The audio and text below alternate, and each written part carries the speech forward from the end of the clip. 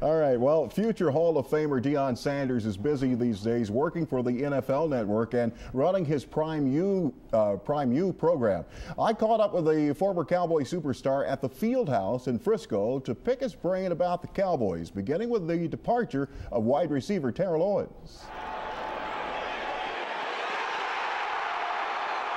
I know him. And what I can say that I really haven't said on television thus far is that hurt, what just happened, because he forced his way out of San Francisco. He forced his way out of Philly. He didn't want to leave here. He was forced out of here. And that hurt. He's hurt emotionally because he really did love Dallas. He told you that? Yes. Yeah. This ain't from a man next to the man next to the man. Yeah, this is from the man. No, this hurts. Is that a mistake to let him go? It depends on who you're talking to. How do you replace his production? You can't replace not only his production, his persona, not only his preparation. You got to understand, when T.O. practices, everybody practices. When you line up against T.O., you better bring it because he's going to go to work. You can't replace him. Troy Aikman recently said that if Roy Williams doesn't have a good season, that Jerry Jones, the dealings he made to get Roy in here could be one of the biggest busts in history. You could have got Chad Johnson. Okay. You could have got T.J. Houshmandzadeh for far less. Proven guys, you know what they're going to do. So the question is, Roy would have never been questioned, really, if T.O. would still be here. Now that T.O.'s gone, it's like, oh, Lord, what have you done, you know? And the fans are going to see it. I tell you what, by week 7 or 8, all hell's going to break loose, or all these questions will be answered. I know what's going to happen. All hell's going to break loose. But that's going to be a tough one, man. Not only for Roy, for Romo. You know, Romo's a free spirit. What makes us love him calls us to say, hey, come on. You know, he'll pull one out of the hat and throw a strike 50 yards down the field, but that same pass will go to the defender. And you have this love thing going on with him, but sometimes you want to just guard him. What's going to be interesting this year is to see how they play Jason Witten. That's going to be interesting to see how productive he is this season. Talk about Tony Romo, okay? There is no T.O., so it's all on his shoulders. That's tough, man. Can he handle it? Woo! Tony has the utensils to be one of the best quarterbacks in the game. I don't know if he has the receivers to be the best quarterback in the game. Wade Phillips, does he need to be tougher on this team? Nah. One sense you say Parcells was too tough. Now you're saying Wade is too lenient. Now what do you want? Because when he was 13-3, what was wrong with Wade? Not a thing. Just kind of give me a prediction of what this season will be. I think 8-8. 8-8? Yeah.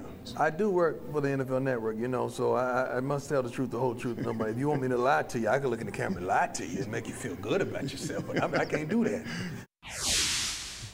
Welcome back to our open mic segment. Calvin Watkins of the Dallas Morning News rejoins us. Calvin, Deion says the Cowboys can't replace T.O. What about a man like Miles Austin?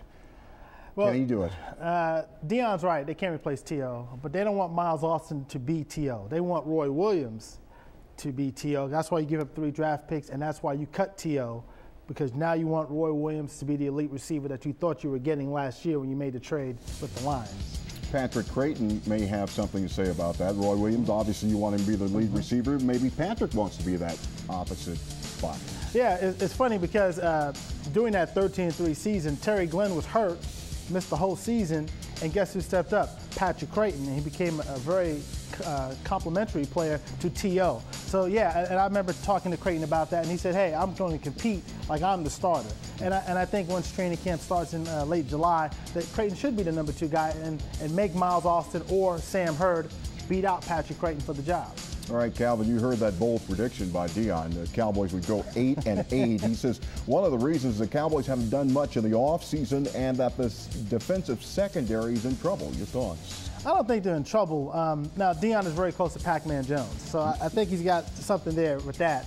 But Orlando Scandrick was fantastic last season as the slot nickel corner. I think Mike Jenkins, who was last year's first-round pick, another year of seasoning, he'll be fine. Terrence Newman, when he's healthy, is one of the best corners in the game. I think the secondary is fine. Dave Campbell's a good secondary coach, as is Brett Maxey.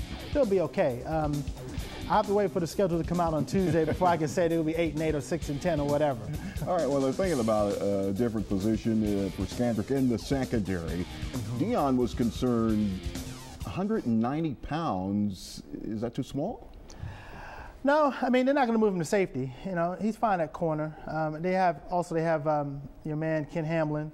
He's almost like a corner. He's the quarterback there. They signed Gerald Sensabaugh from Jacksonville. He's a good guy who's going to replace Roy Williams as a strong safety. So I'm not worried about Skandrick. He's a short guy. A lot of corners are small. You know, Pac-Man Jones is small too. I mean, Pac-Man's like that tall. Okay, so and I understand where Deion's coming from, but I'm not worried about the secondary.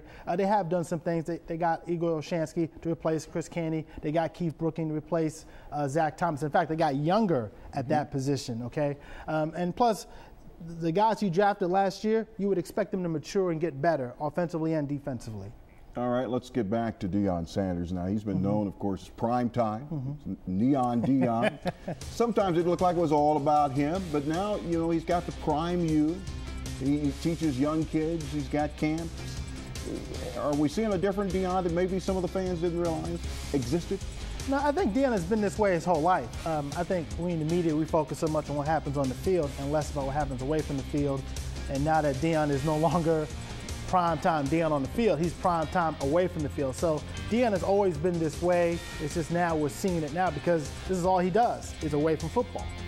All right, you said you can't give a prediction yet, but just talk about the Cowboys. There's some areas they still need to work at, and there's still some question marks out there. In fact, there are a lot of them. Let's face it, this team was 9-7, did not make the playoffs.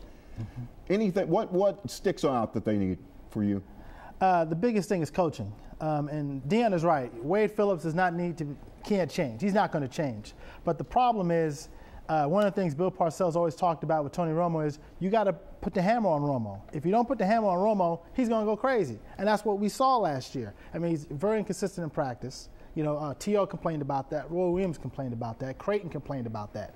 So what they need is Jason Garrett and Wade Wilson to be on Romo a little bit more than they were last year, because that's not Wade. Wade, that's not him. That's not his personality, and that's fine. But it all starts at the top with Jerry and Wade. They have the talent in place, but it's all about the coaches. All right, Calvin, stay with us. We'll be right back.